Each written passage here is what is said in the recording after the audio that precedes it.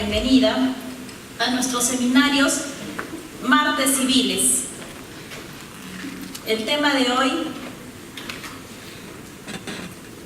será expuesto por el doctor Joel Fernández Monroy, abogado por la UNSA, estudios de maestría en Derecho Constitucional por la Universidad Católica de Santa María, estudios de especialización en Derecho de Familia, pasantía en el Juzgado de Garantía, Tribunal de Juicio Oral en lo Penal, Juzgado de Familia y Juzgado de Letras del Trabajo de Arica. También con pasantía en el Centro de Estudios Judiciales de Uruguay y con asistencia a audiencias en juzgados letrados, con competencia en materia civil, penal, familia, trabajo y contencioso administrativo. Actualmente se desempeña como secretario judicial del Juzgado de Paz Letrado de Familia de la Corte Superior de Justicia de Arequipa. El tema que tocará hoy es exoneración de alimentos. Lo recibimos con fuertes aplausos.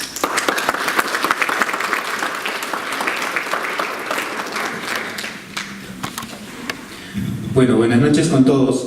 El día de hoy vamos a tocar un tema bastante interesante referido a la exoneración de alimentos. Pero previamente tenemos que entender algunas nociones preliminares para poder saber de dónde deriva lo que es la exoneración de alimentos. Primero debemos entender qué son los alimentos. Bueno, podemos utilizar una definición de carácter instrumental para poder entender qué son los alimentos. Los alimentos son aquella prestación que una determinada persona, bajo determinadas circunstancias, puede ser en el estado de necesidad, ¿no? Pobreza extrema, solicita a otra persona determinada por la ley para que pueda cubrir sus necesidades. Estas necesidades se entiende que son necesidades de subsistencia, pues la finalidad de los alimentos es cubrir necesidades de la persona que están relacionadas con la vida, la salud. Bueno, entonces, una vez que sabemos cuál es el concepto de alimentos, veamos qué comprende este derecho a alimentos.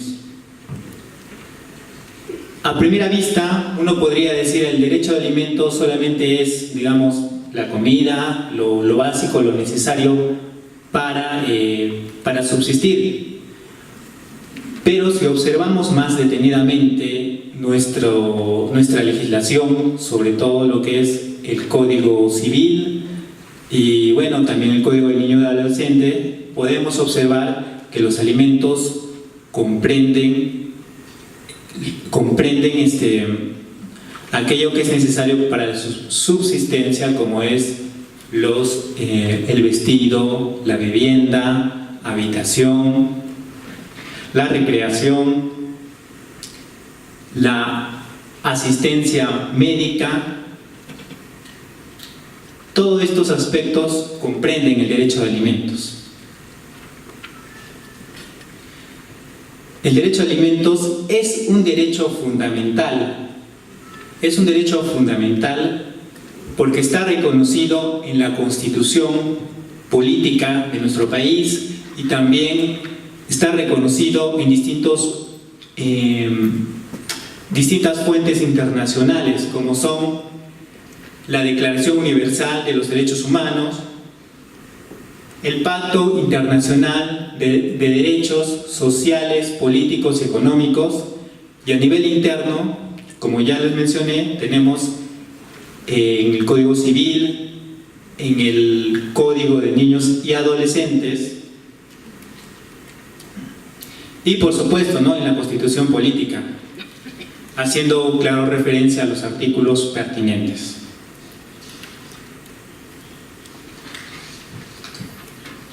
Bueno, ahora veamos, el derecho de alimentos, como todo derecho, tiene ciertas características. ¿Cuáles son estas características? Es un derecho personalísimo. ¿Qué significa que sea un derecho personalísimo? Bueno, es un derecho de instituto personal. El derecho a alimentos está ligado a la persona. Nosotros no podríamos transferir ese derecho a un tercero. Por eso es esa cualidad de derecho a instituto personal, como a diferencia de los derechos de obligaciones, que pueden ser objeto de cesión de derechos, o los derechos reales que se pueden transferir. Luego, también es intransmisible. Esta es una consecuencia de lo anterior. No se puede transferir el derecho a terceras personas. El derecho de alimentos nace con la persona y muere con ella. Es irrenunciable. El derecho de alimentos no puede ser objeto de renuncia. ¿Cómo lo entendemos esto? El derecho de alimentos está relacionado con la subsistencia, con la vida de la persona. Por ejemplo, les pongo el caso. Digamos que una persona, un joven mayor de edad, le dice a su papá: ¿sabes qué, papá? Bueno, ya no necesito que me pases alimentos, me puedes dar cierta cantidad de dinero, voy a hacer mi vida y bueno, ya te olvidas de mí, ¿no? Vamos a poner el ejemplo que esta persona tenga 17 años, se va y se lo gasta el dinero en 2 meses. Esta persona, siendo menor de edad y habiendo acabado todo el dinero que tenía, no tiene para su subsistencia.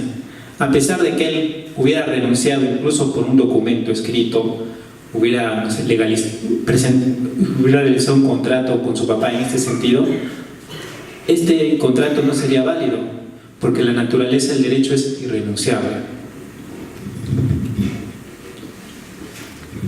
Ahora, hay que diferenciar lo que es el derecho de alimentos de la pensión de alimentos. La pensión de alimentos uno la puede reclamar o no reclamar. El derecho está ahí. Luego, tenemos que es incompensable. ¿Qué significa que es incompensable? Que no puede ser sujeto a compensación.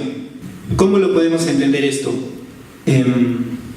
Pongamos el caso de una obligación civil.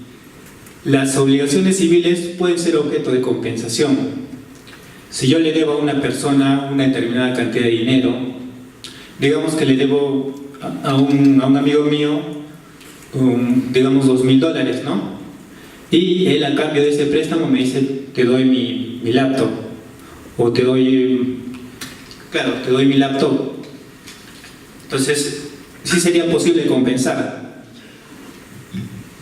Pero en el caso de los alimentos, este derecho no es compensable, porque estamos hablando de un derecho que está relacionado con la vida de la persona. Nuevamente, quiero hacerles mención que una cosa sería el derecho de alimentos y otra cosa sería su contenido, que es la pensión, que sí podría ser objeto de compensación en un proceso judicial. Luego, tenemos que es inembargable. ¿Qué quiere decir la característica de ser inembargable? Inembargable significa que no puede ser objeto de afectación por un acreedor, ¿no? No pueden imponer un embargo sobre nuestro derecho alimentario. La razón es que no es objeto del comercio, está relacionado con la misma persona. Luego, es imprescriptible. ¿Qué significa que sea imprescriptible? Que no prescribe en el tiempo. Digamos, yo ahorita puedo tener una necesidad de alimentos, pero no le exijo. Pasan 2, 3 años y de repente le exijo, ¿no? La obligación persiste. El derecho a cobrar a reclamar los alimentos persiste en cualquier momento.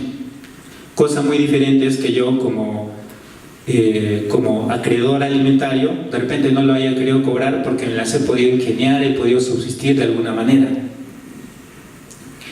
Nuevamente aquí quiero tocar el tema de lo que es la pensión de alimentos, que es muy diferente.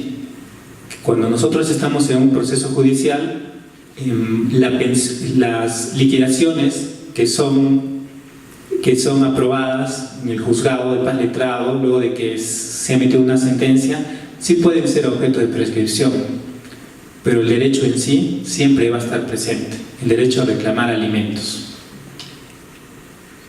Luego tenemos que es circunstancial y variable. ¿Qué significa que sea circunstancial y variable? Bueno, como los alimentos obedecen a una necesidad humana, entonces esta necesidad humana puede cambiar en el tiempo. De repente, cuando era menor, necesitaba necesidades básicas y los gastos de colegio, la pensión, ¿no? Pero cuando comencé a estudiar en la universidad, no solo necesitaba eso, sino necesitaba gastos para comprar libros, para asistir a eventos, para muchas otras cosas que eran necesarias para mi educación, ¿no? Y si estaba en una universidad particular, mucho más. Entonces aumentaron. Pero de pronto, después ya me gradué, ya me titulé de abogado, ya estoy trabajando, entonces ya no necesito los alimentos, entonces desaparece. O sea, los alimentos varían en el tiempo y en el espacio, de acuerdo a las necesidades del alimentista y las posibilidades económicas del alimentante. Se maximiza en cierto momento y se minimiza. Veamos ahora su naturaleza jurídica.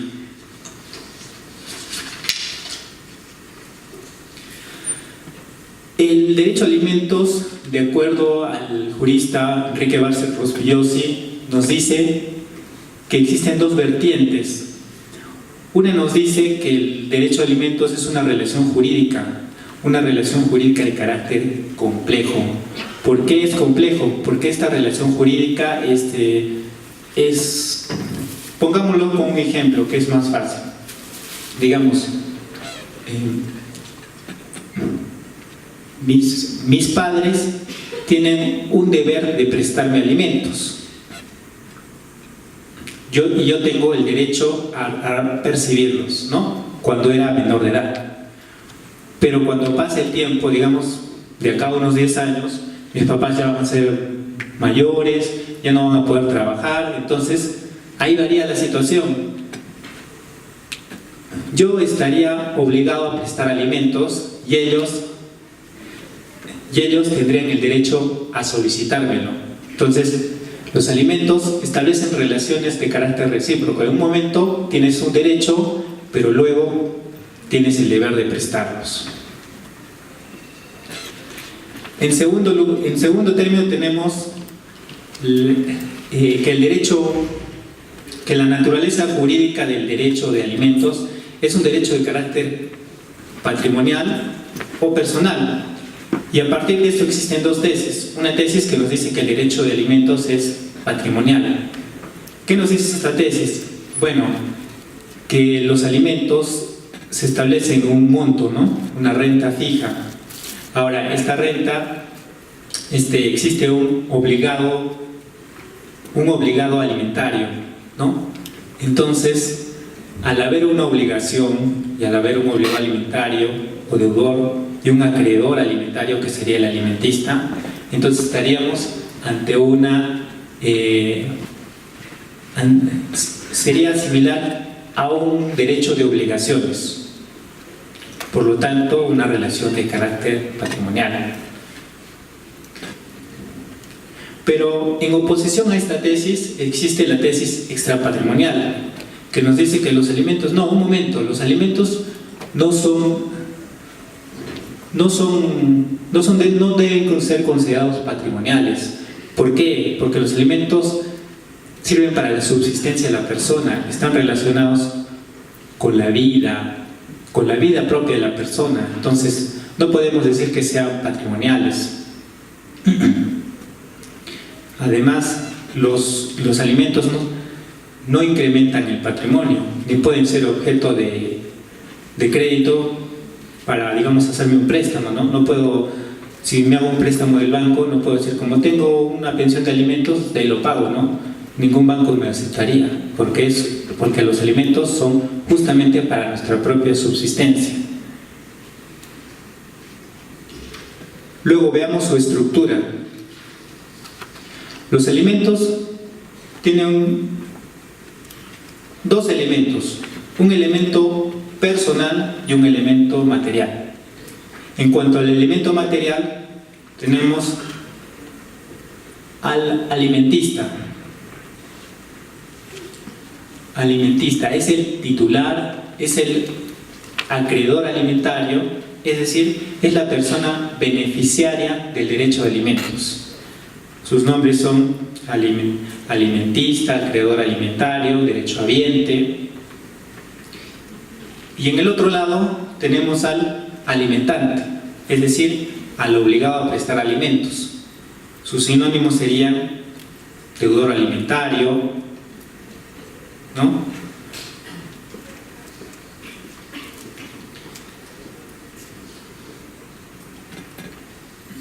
Ahora, en cuanto al elemento material, el elemento material es la renta, la pensión fijada mediante una sentencia judicial. Puede ser un monto fijo, puede ser un porcentaje. Esta pensión la podemos clasificar de la siguiente manera: en devengadas, canceladas y futuras. Son devengadas cuando están pendientes de cobrar. Son canceladas cuando el deudor alimentario ha cumplido con ellas. Y son futuras aquellas que en el futuro están por cobrar. Bueno, ahora que ya hemos visto las características, la estructura del derecho a alimentos, veamos cómo se ejecuta este derecho, ¿no?, en un proceso judicial. Bueno, para empezar decimos que nuestro Código Procesal Civil establece un trámite sumarísimo y se expide una sentencia en la cual se establece un monto, ya sea un monto fijo o un monto en porcentaje. Una vez que esta sentencia ha quedado firme, se procede a la etapa de ejecución. En esta etapa de ejecución, el secretario se encarga de practicar una liquidación. Las liquidaciones deben ser consideradas a partir de la fecha de que se notifica la demanda hacia adelante.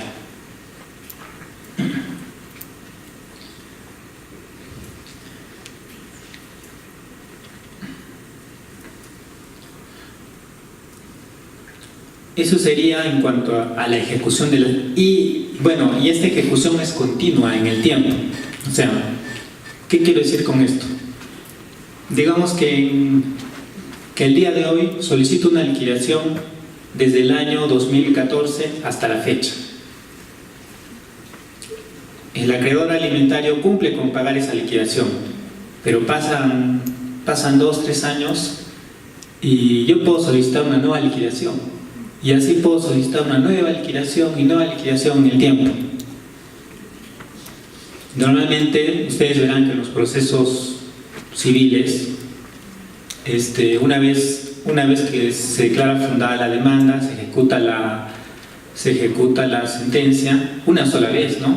Pero en este caso, en el proceso de alimentos, tenemos que las sentencias se ejecutan de forma constante, ¿no?, conforme lo solicita la parte. Ahora, veamos un aspecto muy importante en lo que es el derecho a alimentos, su variabilidad en el tiempo. Como ya lo mencioné anteriormente, esta variabilidad en el tiempo del derecho a alimentos es un aspecto muy trascendental para el tema que vamos a tocar el día de hoy.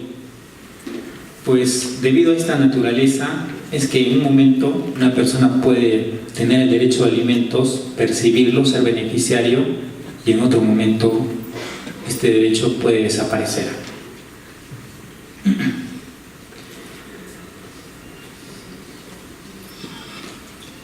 Otro aspecto que está relacionado con esto es la cosa juzgada en los procesos sobre derecho a alimentos. Esta es una interrogante. ¿Habrá cosa juzgada en derecho a alimentos? Normalmente cuando un proceso concluye con sentencia firme, decimos que existe cosa juzgada. Y la cosa juzgada garantiza un principio de seguridad jurídica y vuelve inmutable e inmodificable la decisión emitida por un juez. En este caso, observando la naturaleza del derecho, podemos decir que sí habría una cosa juzgada, pero no una cosa juzgada en el sentido de una cosa juzgada material, que es inmodificable, que no puede ser objeto de ninguna alteración. Es una cosa juzgada en sentido formal.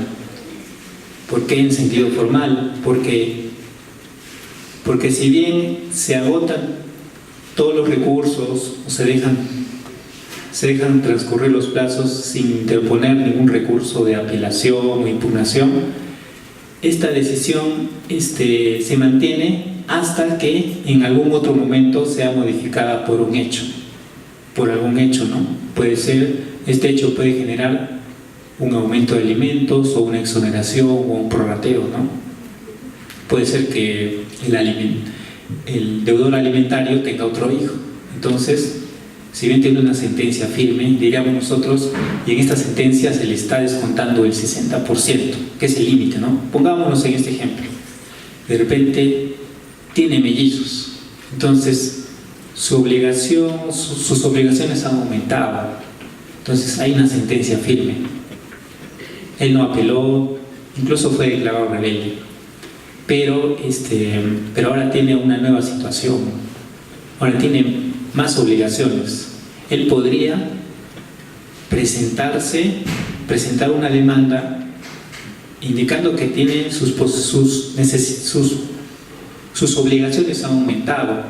Por lo tanto, solicitar que esa pensión que ha sido fijada en una sentencia sea modificada, ¿no? Con otra sentencia en un proceso, en este caso, de prorrateo de alimentos. Por eso decimos que en los casos de alimentos, en materia de alimentos, esta cosa juzgada es una cosa juzgada formal, no material.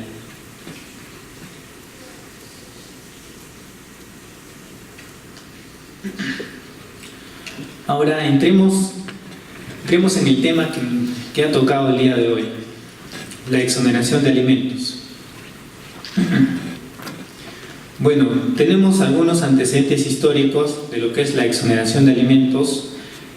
Aquí está, ha habido un error, es Código Civil de 1852. En el artículo 261 regulaba lo que era la exoneración de alimentos.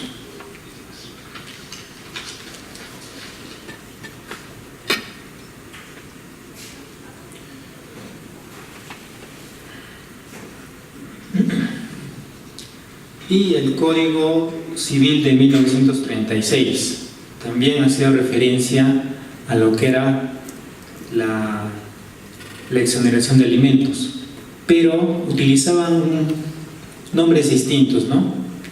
No le llamaban exoneración, le llamaban cesación o extinción.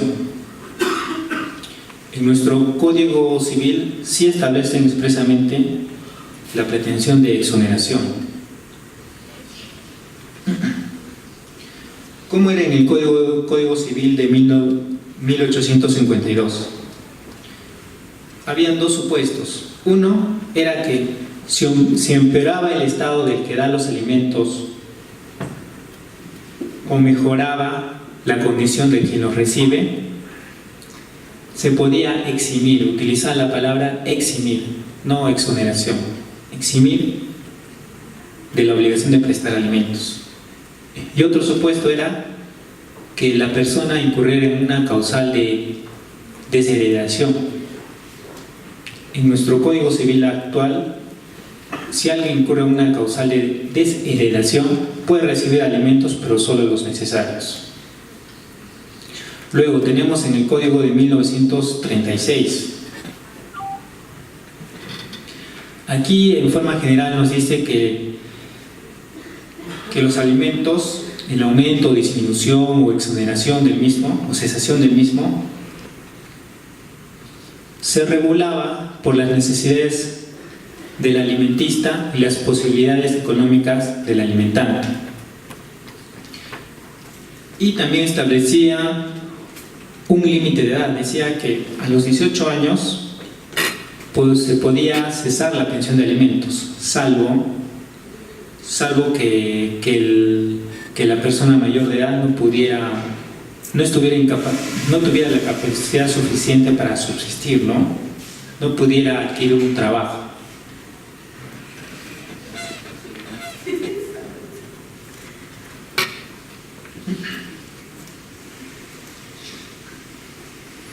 Bueno, ahora veamos cuál es el procedimiento para solicitar los alimentos, la exoneración de alimentos. Para empezar, podemos decir que exoneración de alimentos es una pretensión que está contenida en el artículo, que está contenida en nuestro Código Procesal, en nuestro Código Civil, y también en el Código Procesal Civil establecen cuál es el procedimiento para esta pretensión. Justamente el artículo 571 del Código Procesal Civil nos dice que para las pretensiones nos habla de exoneración, prorrateo, reducción, extinción, se aplicará supletoriamente, el proceso de alimentos. Es decir,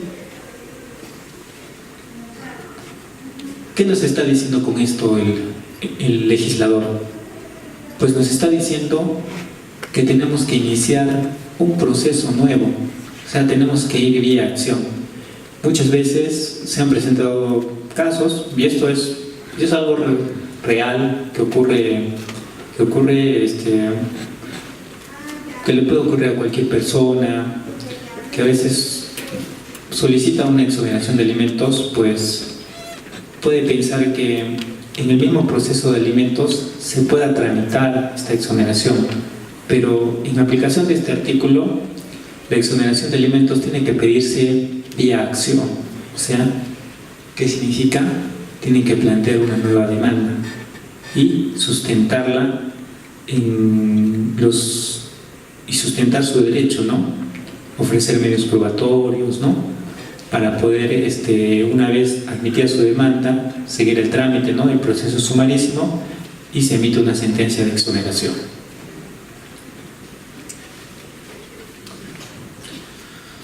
Normalmente en las demandas, en cualquier demanda, nos exigen los requisitos establecidos en el artículo 424 y 425, Pero si nosotros presentamos una demanda de exoneración de alimentos, cumpliéramos con todos los requisitos que establece el 424, 425, sustentando las razones de por qué solicitamos la exoneración de alimentos, A pesar de eso, podrían declarar inadmisible nuestra demanda. Nosotros podríamos decir, ¿pero qué ha pasado aquí? Si he cumplido con todos los requisitos, El 424 y 425 se aplican a todos los procesos. No pueden exigir más que eso. Pero ocurre que nuestro legislador hizo una modificatoria y se incorporó el artículo 565A del Código Procesal Civil, que establece un requisito especial, que no solamente se aplica a lo que es la exoneración de alimentos, sino se aplica a los exoneración, prorrateo, reducción, aumento de alimentos, como requisito especial de la demanda, que debe adjuntarse. ¿Y cuál es este requisito especial? Este requisito es encontrarse al día en el pago de las pensiones alimenticias.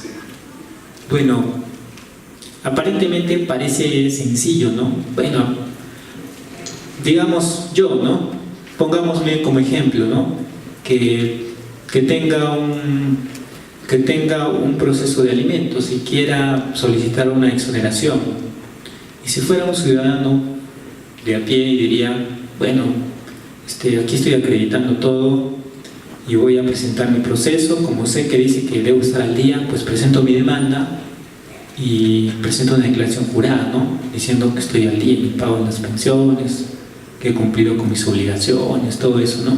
Incluso, es más, voy más allá, voy a presentar recibos, ¿no?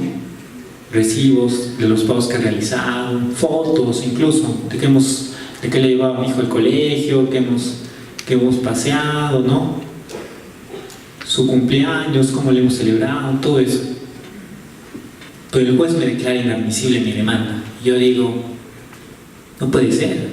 Si estoy acreditándolo, estoy acreditando estar al día en el pago de las pensiones alimenticias, ¿por qué me han declarado inadmisible?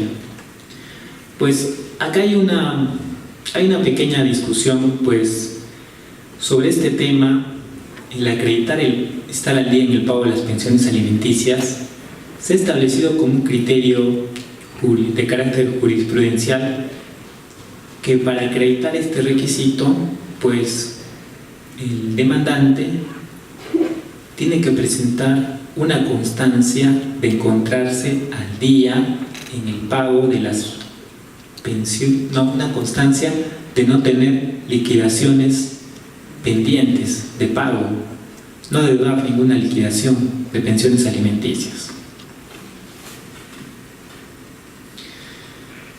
Y bueno, a este respecto les puedo decir, por la práctica judicial, pues que si alguno ha tramitado alguna vez una demanda de exoneración de alimentos, se da con la sorpresa que no es tan fácil como parece, ¿no? ¿Por qué razón? Porque este requisito, de alguna manera, digámoslo así, hace difícil la posibilidad de que nuestra demanda sea admitida. Digamos que nosotros teníamos vamos a poner un nombre X, ¿no? Manuel tenía una obligación de alimentos y Manuel dice, ya su hijo es mayor de edad, y Manuel es policía y dice, pucha, mi hijo ya está trabajando, incluso ya se ha casado, ¿no? Me siguen descontando. No puede ser. Entonces, ¿qué hago, no? Va donde su abogado y le dice, ¿sabe qué, doctor? Pasa esto. Ya no se preocupe, vamos a presentar una demanda de exoneración de alimentos. Ya está. Van, presentan su demanda de exoneración y les declaran inadmisible y les dicen, tiene que presentar una constancia de encontrarse, una constancia no dar liquidaciones pendientes, ¿no? Dice, pero yo no debo nada. Sí, pero el juez dice que acredites. Entonces, ¿qué debe hacer? Bueno, tiene que ser, como ha pasado tanto tiempo, ya él es mayor, ya es adulto mayor, su hijo ya es, cuando lo demandaron, su hijo estaba en el colegio, en primaria, y ahora ya es papá. Ha pasado 10, 15 años, ¿no? Entonces, ¿dónde creen que está ese expediente? ¿Creen que está en el juzgado? No está en el juzgado. El expediente está en el archivo central. Entonces, lo que tiene que hacer es ir al archivo central, hacer su trámite, ubicarlo, el expediente donde está. Una vez ubicado, llenar una ficha, ¿no? Pagar un derecho. Y de ahí, con esa hoja de ubicación, ir al Poder Judicial y solicitar el desarchivamiento del proceso de alimentos, ¿no? Y en ese proceso solicitar una constancia, bueno, desarchivarlo. ¿Cuánto demora en desarchivarlo? No sé, podría demorar 2 meses, 1 mes, 15 días, dependiendo, ¿no? La dificultad de encontrar el expediente. Luego que se ha desarchivado, el secretario tendría que poner en conocimiento que ya está en el juzgado, y de ahí la parte tendría que presentar su escrito pidiendo la constancia. Una vez que el secretario le expide la constancia de que no debe ninguna liquidación, recién ahí, con esa constancia, le adjunta su demanda de exoneración de alimentos y ya podría ser admitida su demanda. Pero observen una cosa, el plazo que nos dan para subsanar una demanda normalmente es 3 días, que se puede ser ampliado máximo hasta 10 días, ¿no? Entonces, no podría cumplirse ese requisito. Lo normal sería que esa demanda sea rechazada por cuestiones de plazo. Pues, mientras lo traen el expediente del archivo, le otorgan la constancia, pues el tiempo ya se venció. Y incluso podríamos complicar aún más la situación.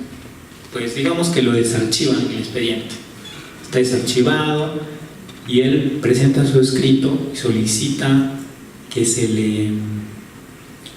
les pida la constancia de no adeudar liquidaciones, no tener liquidaciones pendientes de pago. Pues entonces el secretario, el juez tendrán que revisar el expediente y ver si eso es cierto. Porque ¿qué puede pasar? Que de repente hace 10, 20 años atrás había liquidaciones que habían sido aprobadas, ¿no? En ejecución había liquidaciones que habían sido aprobadas y ya estaban con un requerimiento para el Ministerio Público. Pero luego de eso, digamos, la señora se aburrió, no hizo nada, no consiguió un abogado, se las arregló solas, pero el proceso se estancó y se quedó así. Entonces, en este caso, el secretario, mediante una resolución, le diría que no se puede expedir porque adeuda unas liquidaciones todavía y indica la resolución, ¿no? Incluso que está con requerimiento de pago. Entonces no se puede expedir la constancia de no adeudar liquidaciones porque hay liquidaciones pendientes. Entonces ahí el señor tendría 2 caminos. Uno sería pagar eso, y normalmente las liquidaciones a veces pueden ser de 10.000, 5.000, sumas grandes, ¿no? Pero si le está pidiendo exoneración, ¿cómo va a pagar esa cantidad? O sea, justamente porque no tiene necesidades, presenta su demanda. Y hacerle pagar esa cantidad sería... no tendría una razón de ser. La otra opción sería buscar a la señora y tal vez llegar a un acuerdo, ¿no? Y vea una conciliación, decir, bueno, el monto que está señalado en la liquidación, bueno, hacer una transacción indicando que ya le pagó, ¿no? Pero la señora tendría que estar de acuerdo. Pero ¿qué tal si la señora, no sé, está en otro lugar, está en otro país, o siguen peleados, ¿no? Está un poco complicada su situación. Bueno, esos son algunos problemas que surgen en torno a la admisión de una demanda de exoneración de alimentos. Y bueno, yo diría que a veces no es tanto problema en sí de la demora del Poder Judicial, sino de los mecanismos tan engorrosos que realmente existen para solicitar una exoneración, ¿no? Y tal vez este requisito especial en realidad dificulta esa posibilidad de aquella persona que cumple con el supuesto, ¿no?, para pedir una exoneración, de que su demanda sea admitida y se emita un pronunciamiento, porque en algunos casos no es fácil cumplir con ese requisito especial de la demanda. Al respecto, he revisado y existen algunos, bueno, si bien no son plenos de carácter vinculante, pero sí lo podemos tomar como referencia, pues partimos de la idea de que el derecho no hay una verdad absoluta. Lo que una persona puede decir no es absoluto en derecho. En derecho 2 más 2 no son 4. Puede ser 3, puede ser 5, puede ser 7. El derecho está sujeto a interpretación. Por eso es que pueden haber diferentes posturas. ¿Qué nos dice el Pleno Jurisdiccional Distrital de Ica? Este pleno nos indica que la obligación de prestar alimentos, bueno, el requisito especial, habla sobre el requisito especial de admisión de la demanda de exoneración de alimentos. Y bueno, nos dice que en determinados casos podría no exigirse este requisito en la etapa de la admisión de la demanda. Podría no exigirse en razón a determinadas variables, ¿no? Como pueden ser la condición de adulto mayor, la imposibilidad de acreditar la imposibilidad de acreditar, digamos, ese pago de esas obligaciones que están pendientes, ¿no? O cuando exista una duda razonable, ¿no? Y en atención a principios como razonabilidad, proporcionalidad, ¿no? Y acceso y el derecho a la tutela jurisdiccional efectiva. Y en este pleno nos dice algo interesante, que este requisito, bueno, es un requisito especial de la demanda, pero si ustedes revisan el artículo 565A, nos dice que es un requisito especial para la admisión de la demanda, pero no nos dice si es de admisibilidad o es de procedibilidad. En este pleno nos dicen que es de admisibilidad. Yo les digo, si fuera de procedibilidad, planteando así razonando, si es requisito de procedencia, si es un requisito de procedencia, pues se rechazaría, ¿no? Con una causal improcedencia, ¿no? Y no podría ser subsanado, ¿no? Pero si es de admisibilidad, podría ser subsanado posteriormente, ¿no? Podría ser declarado inadmisible, ¿no? Y bueno, en todo caso hasta podría admitirse, ¿no? No habría problema.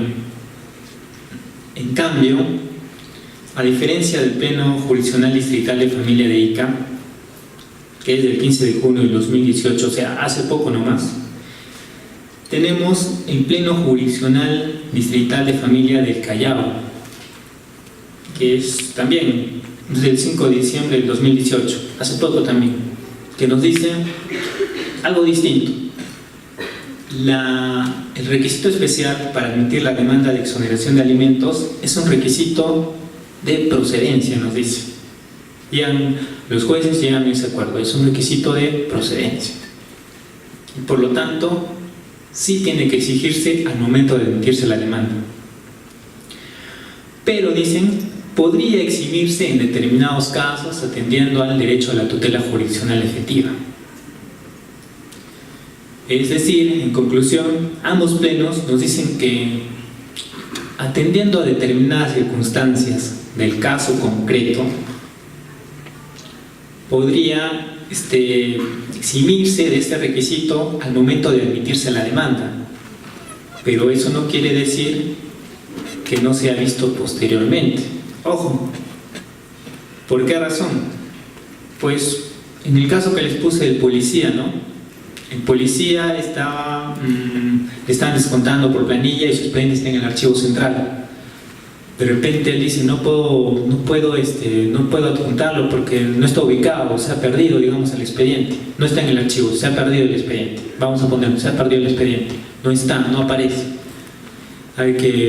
O necesitan más tiempo para ubicarlo, ¿no?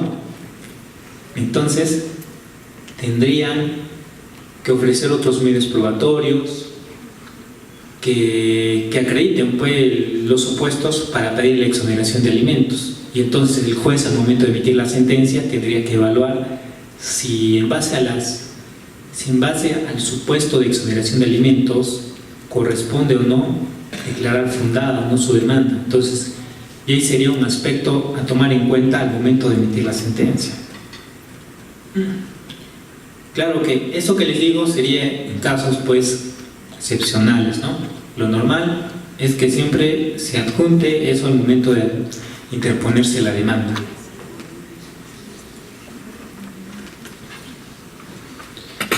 Veamos cuáles son esos supuestos de exoneración de alimentos. Primero, la disminución de ingresos del alimentante. ¿Qué ocurre? Digamos, pongamos Cristiano Ronaldo, ¿no? Es un futbolista que gana mucho dinero, ¿no? Más arriba de los 100 millones de, no sé, arriba del $1.000.000. Con eso a sus hijos les puede dar todo, ¿no? Todos los vestido, alimento, educación, recreación, los mejores la mejor atención médica, ¿no? Los mejores profesores, viajes al extranjero, todo. Pero digamos que él se lesiona, ¿no? Sufre una lesión tan grave que ya no puede recuperarse y no puede volver a jugar más. Entonces, sus posibilidades para proveer a sus hijos de alimentos han disminuido. Ahora ya no es un futbolista, ahora es una persona desempleada. Por lo tanto, sus ingresos son mínimos y lo único que él sabía era jugar fútbol. Entonces ya la situación ha cambiado totalmente. Han disminuido sus ingresos y en ese caso podría pedir una exoneración. Segundo supuesto, cesación del estado de necesidad del alimentista. Digamos que, bueno,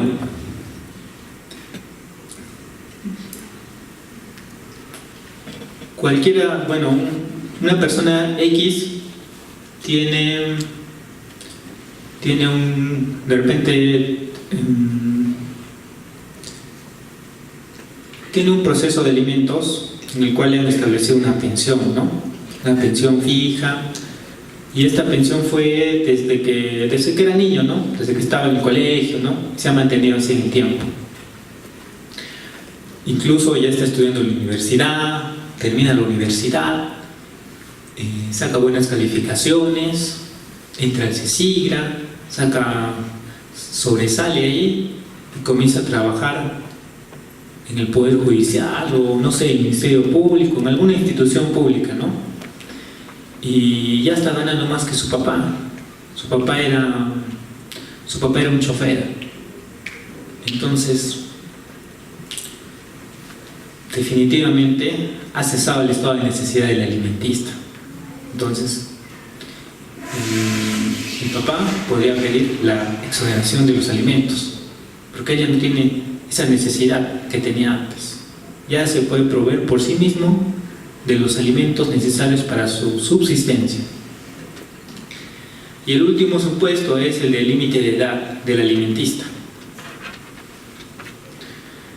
En nuestro código dice que los alimentos se presumen cuando uno es menor de edad, pero cuando eres mayor de edad tienes que probarlos. Y es más, los papás pueden pedir la exoneración de un hijo a partir de los 18 años, porque se entiende que él ya puede valerse por sí mismo. Pero como toda regla, tiene su excepción. Si este hijo sigue estudios con éxito, puede continuar percibiendo los alimentos hasta un límite de edad de los 28 años. Bueno, aquí se presentan algunas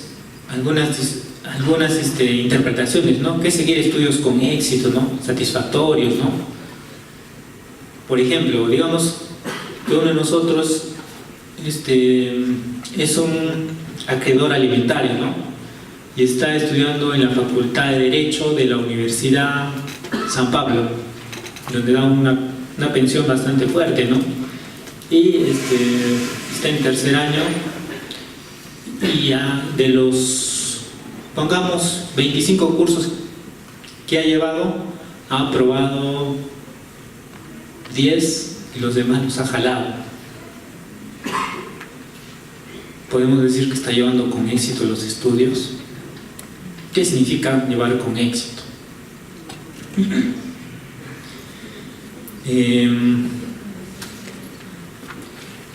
O también puede ser darse este caso, ¿no? Que para no jalar lleva 3 cursos cada año, ¿no? Saca buenas notas. Estoy llevando con éxito, dice. Seguir estudios con éxito se tiene que evaluar caso por caso. Para eso tenemos que ver qué ocurre, ¿no? ¿Qué ocurre con ese alimentista? En el primer ejemplo que les puse, ¿no? Del estudiante de la Universidad San Pablo, ¿no? Que solo aprobó 10 cursos y los demás los jaló. Pues puede ser que en el transcurso del proceso se lleve en segunda matrícula estos cursos y los aprueba todos, los logra aprobar, y los demás cursos que los lleva los sigue aprobando y presenta eso como prueba justo en la audiencia. Entonces, ¿qué diría el juez? Bueno, si bien al principio hemos visto que ha desaprobado cursos, pero luego ha sustentado que ha logrado aprobar esos cursos, ¿no? O sea, que ha mostrado un interés de seguir adelante, de concluir con su carrera.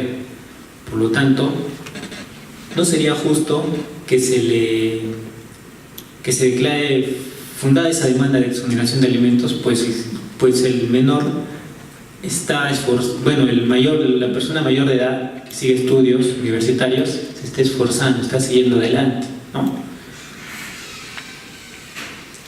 No debemos entender algo perfecto, ¿no? Estudios con éxito sería aquel que saca el primer puesto o aquel que está en el tercio superior, quinto superior, ¿no? No necesariamente, ¿no? Como en este caso, la persona ha desaprobado, pero luego en una segunda matrícula ha logrado aprobar esos cursos con buenas notas.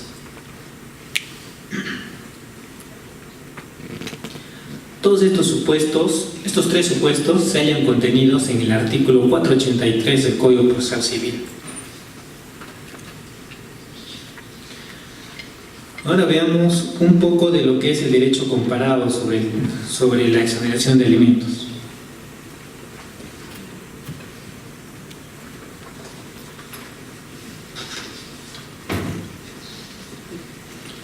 Vemos, por ejemplo, nuestro vecino Chile, ¿no? En el país de Chile existe lo que es la pretensión de exoneración de alimentos y establecen que se puede percibir los alimentos hasta los 21 años. Además, nos dicen que si existe una injuria grave, se puede exonerar de la obligación de prestar alimentos. ¿Qué se entendería por injuria grave? Las causales de desheredación, ¿no?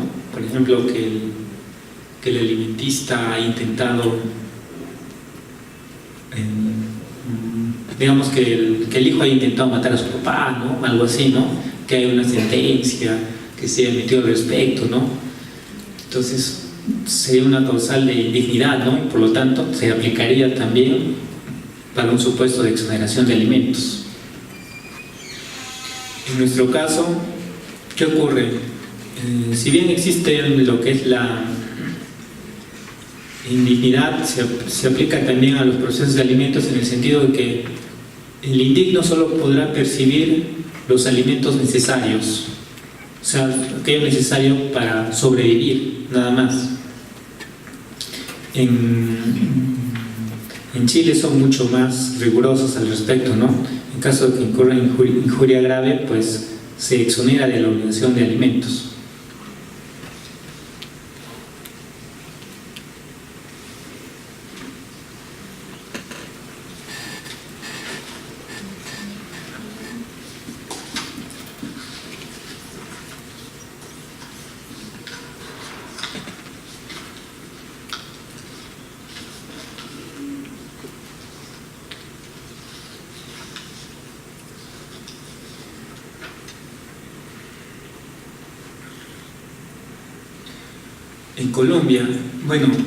En Colombia nos dicen que la obligación de prestar alimentos es hasta los 18 años,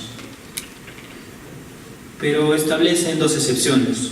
Una es que la persona se encuentre impedida físicamente de trabajar. Si no puedo trabajar, tengo esa imposibilidad física de trabajar, pueden continuar, ¿no?, percibiendo los alimentos.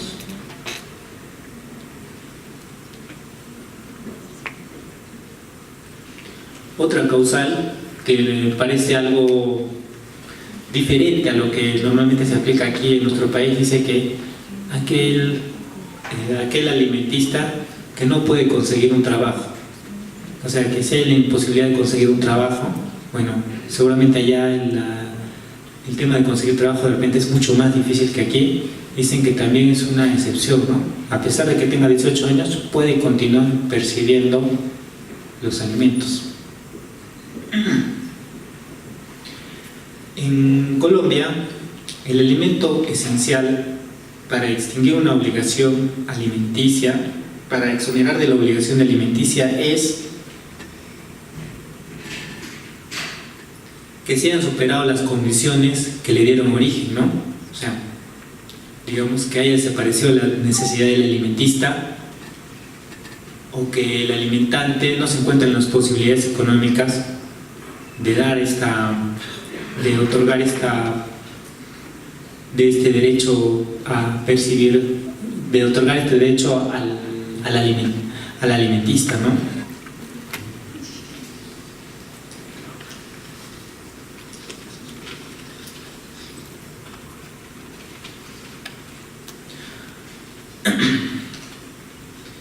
En Paraguay,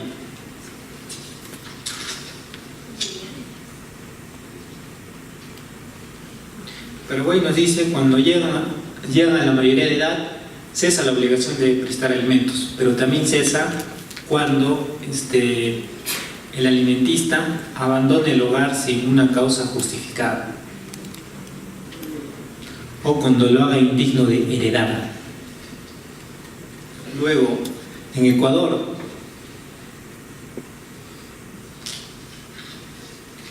igual que en España, dice, igual que en Chile, perdón, dice: si ha habido una causal de injuria, pues también se puede solicitar el cese de la pensión, la exoneración de alimentos. Ahora, aquí nos dicen algo interesante. Dice que Ecuador nos dice que los alimentos se entienden concedidos para toda la vida, siempre y cuando continúen las circunstancias que lo legitimaron.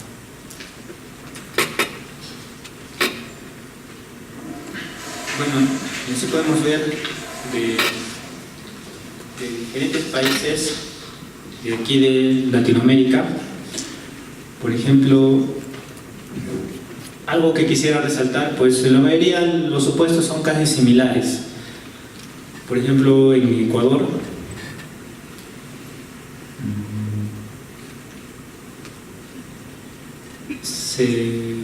previo a la presentación de la demanda de exoneración de alimentos, un requisito de procedibilidad es la conciliación, que las partes llegaren a un acuerdo. Entonces, lo que hayan conciliado, ¿no? Si no han podido conciliar, recién pueden interponer la demanda de exoneración de alimentos. Y se interpone ante el mismo juez que llevó a cabo el proceso de alimentos, ¿no? Lo que no ocurre acá, ¿no? Aquí es en forma aleatoria, ¿no? Tú presentas tu demanda de exoneración de alimentos y puede ser cualquier juez de paz letrado puede conocer esa demanda, no necesariamente en el cual se promovió el proceso de alimentos. Luego, otro caso parecido, ¿no?, al de Uruguay sería en Costa Rica, que la exoneración de alimentos no se tramita como una nueva acción, sino como un incidente del proceso de alimentos, ¿no? Así como un cuaderno de excepciones, algo similar, ¿no? Presenta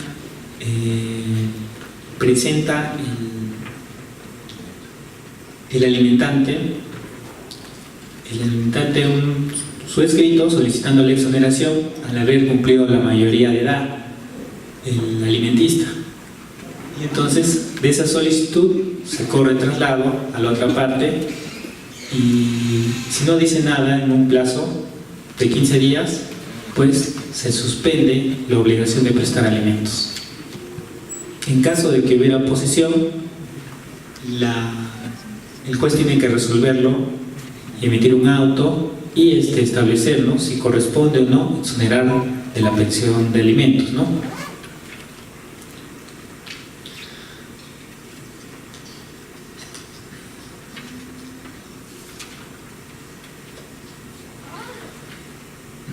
Bueno, como observamos, el trámite de exoneración de alimentos varía en los determinados países, ¿no? En algunos, como en Costa Rica, como en Uruguay, se establece un trámite más célere, ¿no?, O sea, no se inicia un nuevo proceso, sino en el mismo proceso que se dio origen al proceso de alimentos, se puede interponer una exoneración.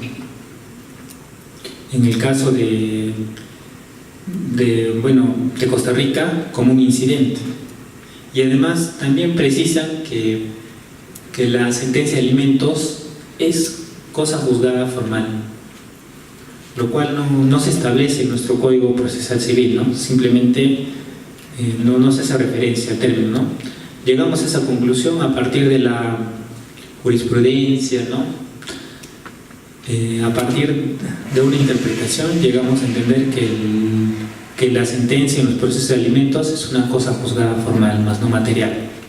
Pero sí está detallado expresamente, como hemos visto, en otros ordenamientos, como en el caso de Costa Rica.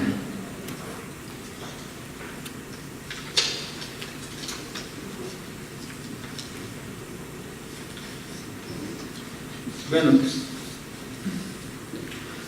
ahora quisiera establecer algunas conclusiones, ¿no?, a partir de esta ponencia. La primera y la más evidente, que el derecho a prestar alimentos es un derecho de carácter variable, en atención a que el quantum fijado en una sentencia de alimentos puede cambiar en el tiempo, puede aumentar, puede disminuir, puede desaparecer.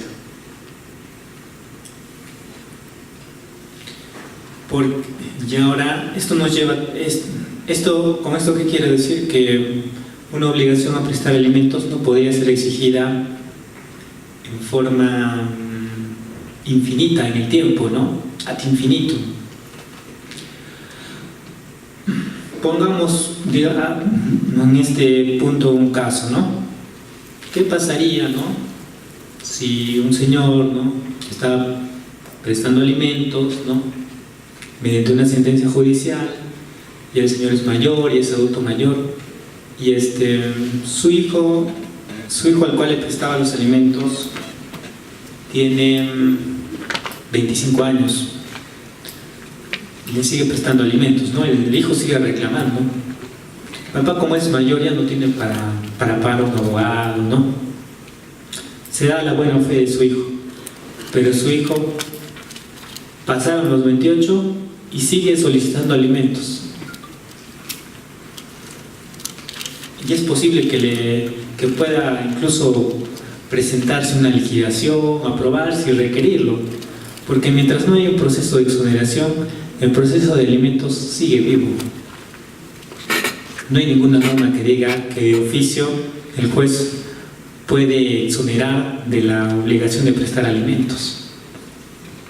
Pues hay una acción para eso, ¿no?, que es la exoneración, es una pretensión que se interpone vía acción.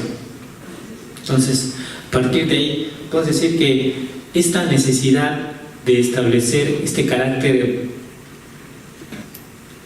variable del derecho a alimentos es para evitar justamente un abuso de derecho por parte del acreedor alimentario, de poder solicitar pensiones en forma ininterrumpida en el tiempo, ¿no?, una y otra vez. Ya es viejito, ya tiene 70 años, sigue solicitándole alimentos. Una segunda conclusión.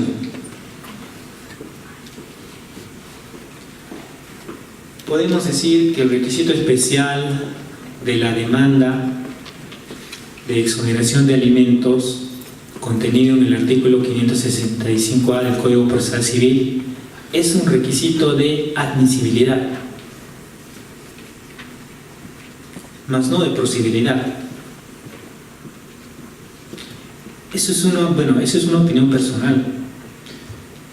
Pues, ¿por qué digo esto? Pues en caso de duda razonable, digamos, que es de admisibilidad o de procedibilidad, debemos siempre interpretar el derecho en favor del pretensor, en aplicación al principio de tutela jurisdiccional efectiva, al derecho de acceso a la justicia. Porque si yo diría que es un requisito de procedibilidad, o sea, una causal de improcedencia, pues si no me adjuntan eso, ya no le exijo que me pida que me presente la constancia, pues como es un requisito de procedibilidad, ¿no? Una causal de improcedencia, pues de frente lo declaro improcedente, ¿no? Me ahorro el trabajo, pero no debe ser así. Tercera conclusión. El requisito especial de la demanda previsto en el artículo 565A del Código Procesal Civil no debería exigirse en todos los casos de forma obligatoria, sino en atención al caso concreto. Y eso será evaluado por el juez al momento de emitir un pronunciamiento de fondo, considerando en su decisión, como le dije, variables de la condición de adulto mayor, la imposibilidad de acreditar encontrarse al día y la existencia de una duda razonable. ¿Por qué hago la incidencia en la condición de adulto mayor? Pues esta norma justamente fue dada en el 2009. ¿Y cuál fue la finalidad de esta norma? Evitar pues que muchos padres que tengan esta obligación busquen burlarse, ¿no?, de la ley al establecer, digamos, ya me han demandado por alimentos y estoy pagando el 30% de mi sueldo. ¿Qué hago? Me hago demandar por mi mamá. Entonces lo prorrateo. 15-15, ya no es 30. Y como he llegado a un acuerdo con mi mamá, es buena gente, ya pues eso queda para mí, ¿no? Y así habían maneras de eludir, ¿no?, a la justicia, ¿no? Entonces el legislador se puso bastante duro en este aspecto. Dijo, ya, en todos los casos que se quiera modificar la pensión de alimento, reducción, prorrateo, ¿no?, exoneración, pues tendrán que presentar una demanda de encontrarse al día en el pago de las pensiones alimenticias. Pero de repente, para los casos de personas que son jóvenes, puede ser que deben, que se escapan, ¿no?, que no quieren cumplir con la obligación. Puede ser que sea factible, pero pongámonos en la realidad, ¿no? ¿Cómo es en la realidad, no? Veamos el derecho vivo. Personas de 60 años, ¿no?, que son jubilados, yo veo muchas veces que vienen a solicitar a solicitar la exoneración de alimentos, ¿no? Estas personas, pues, bueno, ¿qué pueden decir, no? Que lo solicitan porque quisieran vivir sus últimos días tranquilos, ¿no?, sin problemas judiciales, poder utilizar el dinero que es de su pensión, porque ahora ya no tienen remuneración, sino ya tienen pensión, para atender sus necesidades, ¿no?, básicas, ¿no? Por ejemplo, cuando uno es mayor, pues necesita atención médica, ¿no? Necesita muchas cosas que cuando uno es joven no las requiere, ¿no? Sobre todo atención médica, ¿no? Se enferma uno de todo, ¿no? Le duelen los huesos, los músculos, ¿no?, la presión, distintos tipos de problemas. Pueden ir al psicólogo, ¿no?, y tienen muchos gastos, ¿no? Y para colmo de males, ya no tienen la remuneración que percibían antes, ¿no? Digamos, antes están arriba de los 4.000 y ahora que son pensionistas, pues una pensión irrecta de 300, 400 soles, ¿no?, que no les alcanza para nada y encima les descuenta. Es una situación complicada, ¿no? Entonces, tal vez el legislador en un principio tuvo la finalidad de hacer un bien, ¿no? Pero si vemos cómo se aplica y qué consecuencias trae este artículo, pues podemos ver que incluso genera mayor atraso. ¿Por qué razón? Porque estar al día en el pago de las pensiones lo interpretan, pues se interpreta el modo que no tenga liquidaciones pendientes, no tenga liquidaciones debitadas, y para eso, ¿qué tienen que hacer? Desarchivar el expediente. Un juez no podría decir, tú me dices que no deudas y te creo, sino tendría que ver el expediente, ¿no? Entonces genera un mayor trámite judicial, un mayor tiempo en admitir una demanda, y sobre todo para los abogados, ¿no? Por el abogado litigante le genera mayores problemas, ¿no? Porque no solamente tiene que interponer su demanda, sino previamente preguntarle a su cliente, ¿hace cuánto fue ese proceso? Fue hace 10 años, pucha. Tenemos que hacer primero un desarchivamiento, tenemos que hacerle seguimiento al expediente. ¿Y qué pasaría, porque se han dado casos así, qué pasaría si el proceso de alimentos se dio en Cusco y ahora el señor vive en Arequipa? O en Loreto y ahora el señor vive en Tacna. Puede demandar en Tacna, ¿no? Pero hasta desarchivarlo en Loreto, no sé, creo que más le va a costar desarchivarlo, más tiempo, más gastos, ¿no? El abogado también le va a solicitar, ¿no? Porque obviamente tiene que hacer esas diligencias hasta otro distrito. Entonces, genera ciertos inconvenientes.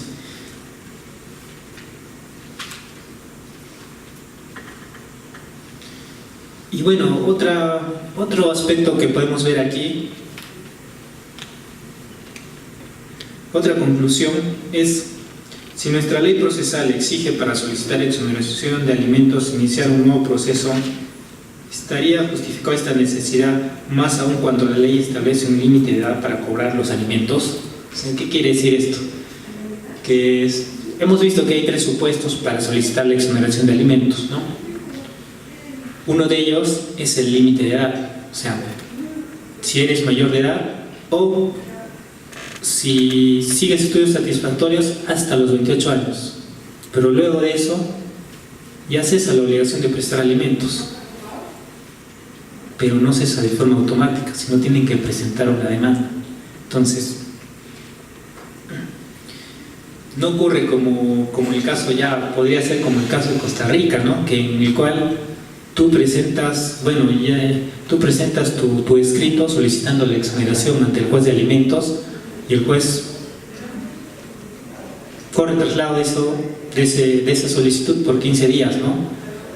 Y si no dice nada a la otra parte, se suspende, se exonera, ¿no? Se deja sin efecto la pensión, ¿no? Ya no te van a seguir descontando, ¿no? De forma automática, ¿no? En cambio aquí no ocurre eso.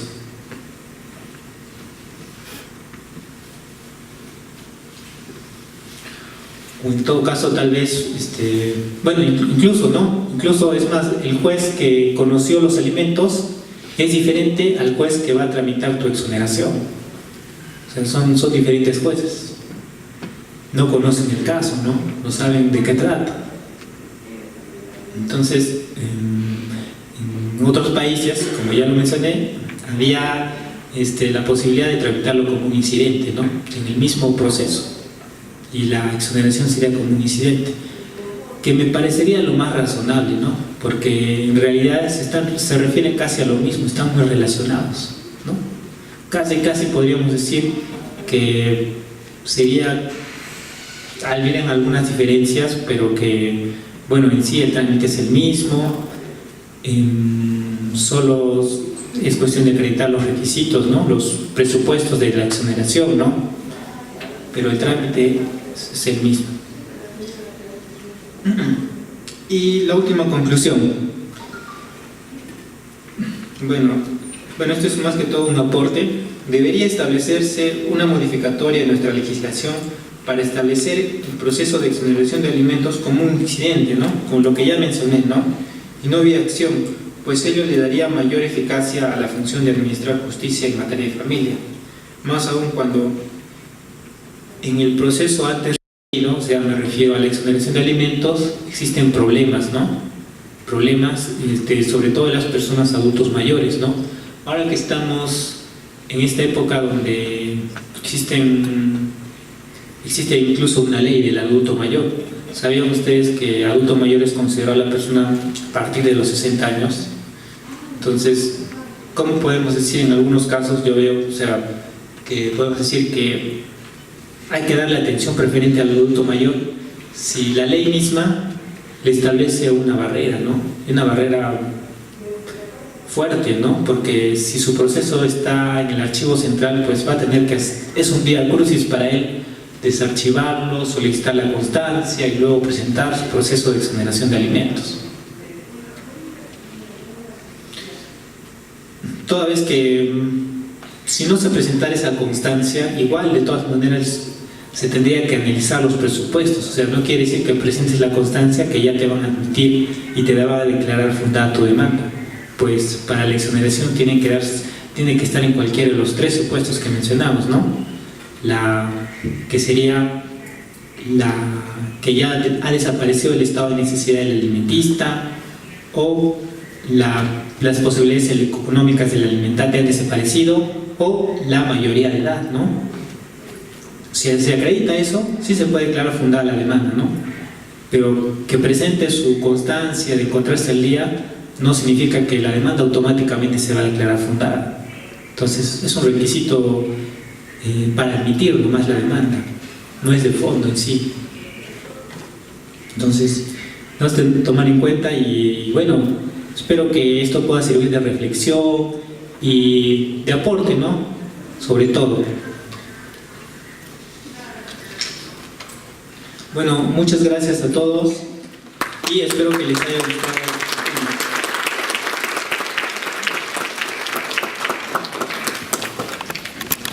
Agradecemos la exposición del doctor Joel Fernández Monroy.